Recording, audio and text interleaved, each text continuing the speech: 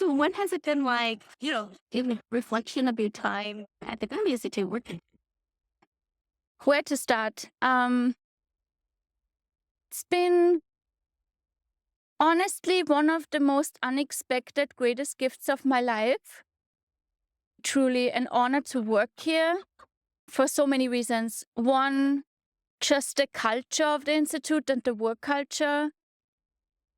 My colleagues over the years, there have been so many amazing human beings that were attracted to the Institute, whether it was staff members or community members, whoever was in the orbit of the Institute. I've learned so much from who they are in the world, including so many of the board members.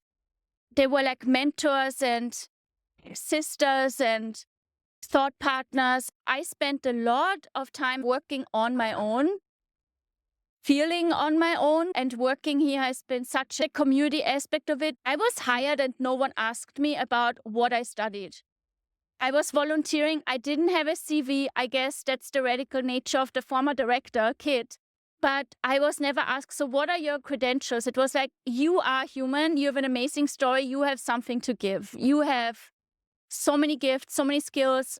Come here, we'll figure it out. And over time, I've been in a workplace where I didn't feel like I only have to give and serve. I have purpose and people see gifts in me and I get to grow in a place of work. So the humans, for sure, the practice of nonviolence, being about it, the agreements, the commitments we make with one another is really special. What is something unique and special about the Gandhi Institute that surprised you working here? It felt like everything I was conditioned to think and believe about working, like you're studying, you're in your early 20s and you feel like, oh, I'm going to have a job one day that is 9 to 5. I never thought that there would be. And that was actually maybe the reason why I never really had a full-time job in an organization, because I was afraid of what the Institute is part of a capitalistic, patriarchal, white supremacist culture. So I always was afraid of what is it going to be in the workforce as someone who is highly empathetic and sensitive and an artist, the story that I had. So I never felt like, where will I belong? And at the Institute, I felt a deep sense of belonging. One of the things that were amazing to me that was different than any other workplace was I came and the immediate thing was like, hey, this is not what we do, but this is how we want to be. Here are a bunch of agreements and commitments that we created with one another. Are you in alignment with it? This is what that means about how we want to work together, how we want to be in conflict with one another, how we want to give feedback to one another, how we want to care for one another. And read it. The interview was not about skill level, but about, hey, are you committing and agreeing to how you want to be with us and how we can be with you to create a safe and radical workplace?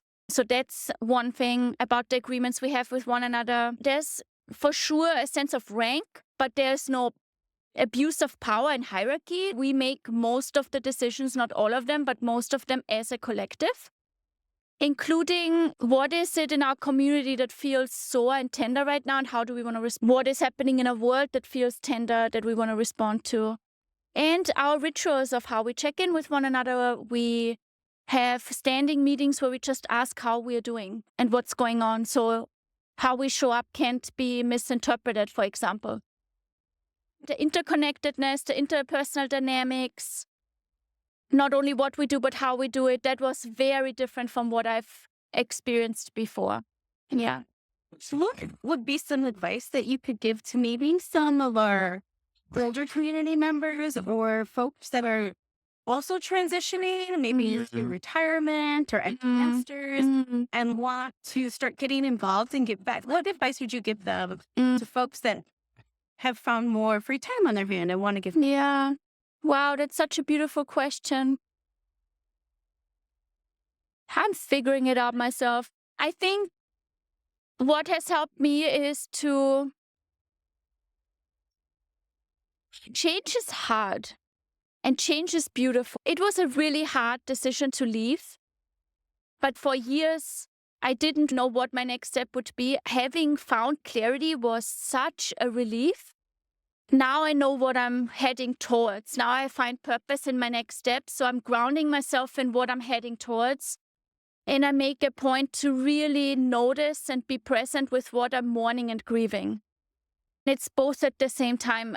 This is my last open house. There's so many last moments, and I'm trying to really savor every moment and be grateful for what is, while I'm mourning what I'm losing and what I have to let go, and invite what is next. And maybe also get comfortable with being uncomfortable of not knowing everything. I have not everything figured out. I'm moving somewhere. This is kind of like a time capsule now. I'm moving and I have no idea yet what my job's going to be, where I'm going to live really. Most people are like, what's that like? And I'm on one hand terrified. On the other hand, I have this inherent trust that it's going to be okay. And I think this is also something this place taught me, to trust the process and trust that things will find you that want to find you. There's a spiritual aspect to it, but also a true, if you focus on the relational and the in-between, I trust there will be enough resources and enough options for me in this world. So I guess noticing and being present with what comes up with the change, not judging it, fixing it, blaming it, trying to mend it, but be with it and having a sense of purpose with what's next, like one or two things that feel like I'm moving towards something that feels meaningful. That's what I'm trying. Some days are really hard and sometimes I'm so excited, just taking it day by day.